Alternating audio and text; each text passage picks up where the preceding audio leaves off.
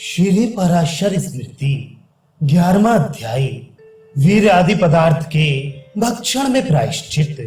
यदि ब्राह्मण ने अशुद्ध पदार्थ वीर गौ का मांस और चांडाल के यहाँ के अन्न का भक्षण कर लिया हो तो चांद्रायण व्रत के करने से उसकी शुद्धि होती है। और यदि क्षत्रिय ने इन वस्तुओं को खा लिया हो तो वह अर्धकृच्छ चांद्रायण व्रत करने से शुद्ध होता है।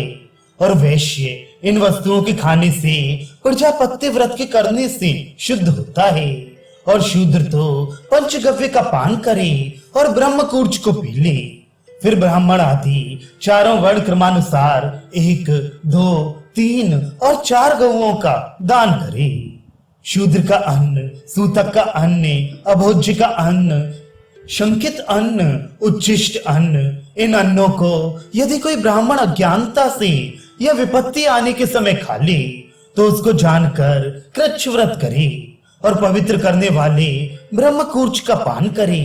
जिसे सर्प, नौला, बिलाव आदि ने झूठा कर लिया हो वह अन्न, तिल और कुश का जल छिड़कने से निसंदेह शुद्ध हो जाता है।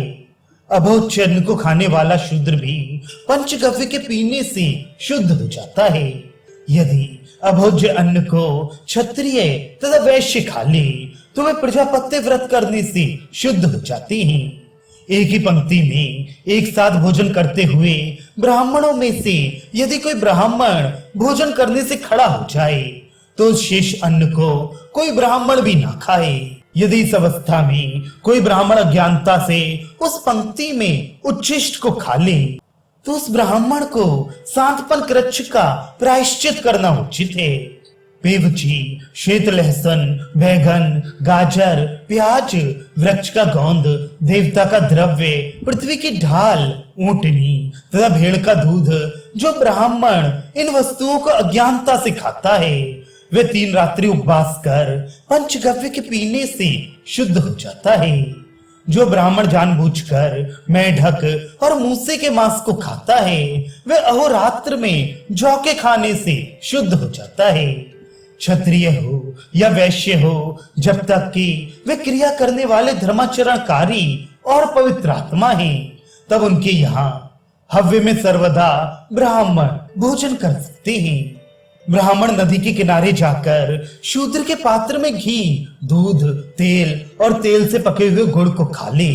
जो शूद्र मदरा मांस खाता नीच कर्म करता हो उस शूद्र को शवपाक के समान दूर से ही त्याग दे। जो शूद्र ब्राह्मणों की सेवा करता हो, मदरा मांस को खाने वाला ना हो, अपने कर्म में तत्पर हो, उस शूद्र का ब्राह्मणों को त्याग करना उचित नहीं। जो संतान ब्राह्मण से शूद्र की कन्या में उत्पन्न हो यदि उसका संस्कार ना हो तो वह दास कहलाता है और जो संस्कार हो जाए तो वह नाई होता है। जो पुत्र शूद्र की कन्या में क्षत्रिय से उत्पन्न हो वह गोपाल कहलाता है। उसके यहाँ ब्राह्मण निसंदेह भोजन करे। जो पुत्र ब्राह्मण से वैश्य की कन्या में उत्पन्न हो और उसका संस्कार हो जाए उसे आर्थिक कहते हैं। उसके यहाँ भी ब्राह्मण को भोजन करने में कुछ दोष नहीं है। वृषिण जिनके यहाँ का भोजन करना अनुचित है उनके पात्र में रखा जल, दही, घी, दूध इनको जो मनुष्य खाता है उसका प्रायश्चित किस भांति से हो? उत्तर: ब्राह्मण, क्षत्रिय, वैश्य, शूद्र यदि ये खा लें तो यज्ञ के योग्य तीनों वर्णों का प्रायश्चित ब्रह्मकूर्च उपवास करने से शुद्ध हो जाता है। शूद्र को उपवास करना उचित नहीं। शूद्र तो दान करने से ही शुद्ध हो जाता है। ब्रह्मकूर्च अहोरात्र का उपवास करने से शवपाक चांडाल भी शुद्ध हो सकता है। जिस कुएं में कुत्ता, गीदड़, बंदर, अस्थि, चर्म ये गिर गए हों उस कुएं के अपवित्र जल को पीने वाला ब्राह्मण और मनुष्य का शरीर कौवा, विष्ठा खाने वाला सूकर, गधा, ऊंट, नीलगाय, हाथी, मोर, गेंडा, भेड़िया, रीछ, सिंह यदि ये कुएं में डूब जाएं और निषिद्ध तालाब के जल को पीने वाला मनुष्य इन सबका क्रमानुसार प्रायश्चित इस भांति है। ब्राह्मण 3 रात्रि उपवास करने से शुद्ध होता है। क्षत्रिय 2 दिन के उपवास करने से शुद्ध हो जाता है। वैश्य 1 ही दिन उपवास करने से शुद्ध होता है। शूद्र नक्त व्रत के करने से शुद्ध हो जाता है। जो परपाक निवृत्त हो उसका अन्न और जो परपाक रस हो उसका अन्न और अपच का अन्न खाने से ब्राह्मण को चांद्रायण व्रत करना उचित है। जो मनुष्य अपच को दान देता है उसका फल दाता को नहीं होता। उसका देने वाला और लेने वाला ये दोनों नरक को जाते हैं। जो अग्निहोत्र का नियम करके पंचयज्ञ ना करे मुनियों ने उसे परपाक निवृत्त कहा है।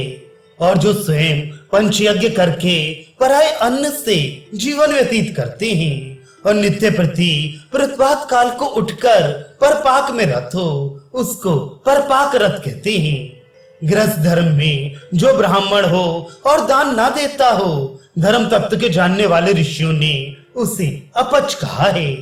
जो धर्म युग युग में स्थित है और उन धर्मों में जो ब्राह्मण स्थित है उनकी निंदा करनी उचित नहीं, कारण कि वे ब्राह्मण युग के ही अनुरूप है।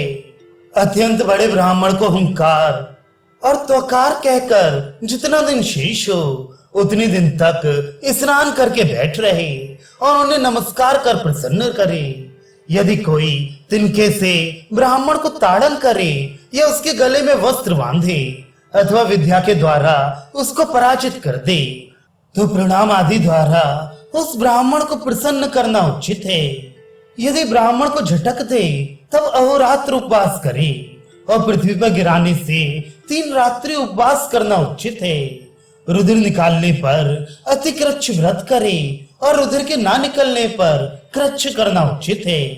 अतिकृच्छ करने वाला 1 अंजलि भर अन्न को 9 दिन तक खाए और 3 रात्रि उपवास करे उसे कृच्छ कहते हैं। यदि एक ही समय संपूर्ण पापों का सम्मिलन हो जाए तो 10,000 गायत्री का जप करने से परम शुद्धि प्राप्त होती है।